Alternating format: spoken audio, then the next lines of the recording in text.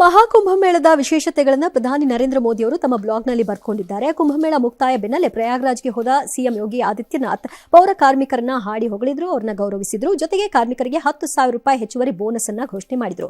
45 ದಿನದಲ್ಲಿ ಪ್ರಯಾಗ್ರಾಜ್ನಲ್ಲಿ 16,000 ರೈಲುಗಳಲ್ಲಿ 4.5 ಕೋಟಿ ಭಕ್ತರು ಸಂಚಾರ ಮಾಡಿದ್ದಾರೆ ಅಂತ ವಿಚಾರ ಗೊತ್ತಾಗ್ತಾ ಇದೆ. ಈ ಮಧ್ಯೆ ಕುಂಭಮೇಳದಲ್ಲಿ ರಾಜಕೀಯ ಮಾಡಲು ಹೊರಟವರ ಮೇಲೆ ಡಿಸಿಎಂ ಡಿಕೆ ಶಿವಕುಮಾರ್ ಗರಂ ಆಗಿ ಕುಂಭಮೇಳಕ್ಕೂ ರಾಜಕೀಯಕ್ಕೂ ಏನ್ ಸಂಬಂಧ, ನೀರು ಗಾಳಿಗೆ ಜಾತಿ ಇದೆಯಾ ಅಂತ ಕೇಳಿದ್ರು.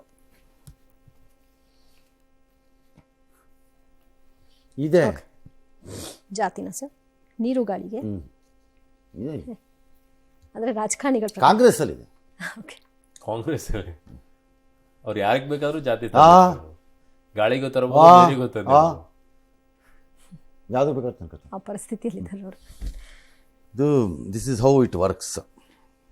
ರಾಜಕೀಯ ಈಗ ಅವ್ರು ಕುಂಭಮೇಳಕ್ಕೆ ಹೋಗಿ ಬಂದಿದ್ದಾರೆ, ಏನು ಮಾಡೋಣ? ಅಖಿಲೇಶ್ ಯಾದವ್ ಕುಂಭಮೇಳಕ್ಕೆ ಹೋಗ್ಬಿಟ್ಟು ಸ್ನಾನ ಮಾಡ್ಕೊಂಬಂದು ಆಚೆ ಬಂದು ಬಾಯಿಗೆ ಬಂದಂಗೆ ಮಾತಾಡ್ತಾರೆ. ಏನು ಮಾಡೋಣ? ನಾವೇನು ಮಾಡೋಣ ಅಲ್ವಾ? ಮೇಲ್ನೋಟಕ್ಕೆ ಮಾತ್ರ ಹೋಗಿ ಬರೋದು. ಕಟುಕ ಅಂದರೆ ಬುಚ್ಚರಾಗಿ ನಾನು ಕುರಿಯನ್ನೋ ಮೇಕೆನೋ ಆಡನ್ನೋ ಅಥವಾ ಹಂದಿನೋ ಇನ್ನೊಂದು ನಮ್ಮದೊಂದು ಕಡಿಯುವಂತಹ ಸ್ಥಳದಲ್ಲಿ ತಲೆ ಕತ್ತರಿಸ್ಬೇಕಾದಂಥ ಸ್ಥಳದಲ್ಲಿ ಕೆಲಸ ಮಾಡ್ತಿರ್ಬೋದು. ಆಚೆಗೆ ಬಂದ ಕೂಡಲೇ ಕಂಡ್ಕೊಂಡವ್ರ ತಲೆ ಎಲ್ಲ ಕತ್ತರಿಸ್ಬೇಕು ಅಂತೇನಿಲ್ಲ. ಅಲ್ಲಿ ಒಂದು ಅದನ್ನೇ ಎಲ್ಲ ಕಡೆ ಮಾಡಬೇಕು, ಹೊಟ್ಟೆ ಪಾಡಿಗೋಸ್ಕರ ಅಲ್ಲಿ ಕೆಲಸ ಮಾಡ್ತಿರ್ತಾರೆ. ಹಾಗೆ ಇಲ್ಲಿ ಒಳಗೆ ಹೋಗೋದು, ಅದು ಮಾಡೋದು, ಆಚೆ ಬರೋದು, ಬಾಯಿಗೆ ಬಂದಂಗೆ ಮಾತಾಡೋದು, ಅದೇ ಕಟುಕತನ ತೋರಿಸೋದು. ಒಳಗಡೆಗೆ ಹೋಗಿ ಪಾಪ ಪರಿಹಾರಕ್ಕೆ ಅಂತ ಹೋಗ್ತಾರೆ, ಹೊರಕ್ಕೆ ಬಂದು ಅದೇ ಪಾಪ ಇಟ್ಕೊತಾನೆ.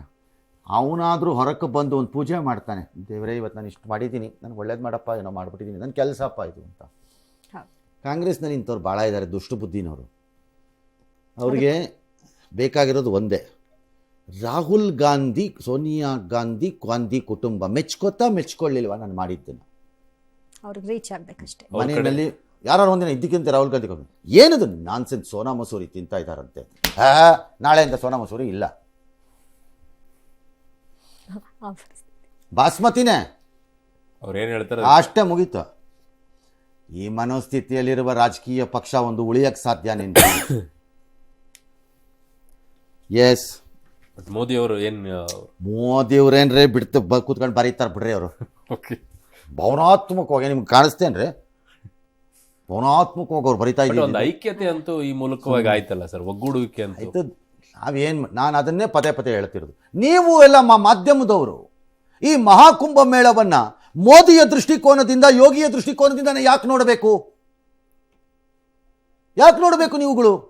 ಅವರ ದೃಷ್ಟಿ ಮತ್ತೆ ಮಾತೆತ್ತದ ಅದೇ ಮಾಡ್ತೀರಿ ಎಲ್ಲರೂ.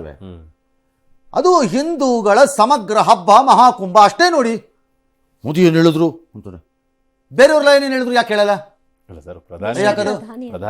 ಪರವಾಗಿಲ್ಲ, ನೀವು ಚೆನ್ನಾಗಿದೆ ಇದು, ಅದೇನದು ಅದು ಅವರೊಬ್ಬರೇ.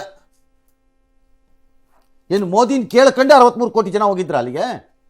ಹಂಗಾರೆ ಈಗ ಹೋಗಿದ್ದ 63 ಕೋಟಿ ಜನ ಬಿಜೆಪಿ ವೋಟರ್ಸಾ? ಹಿಂಗೆ ಒತ್ತಿ ಬಂದು ಬಿಡ್ತಾರ ಅವಾಗೆ? ಮತ್ತೆ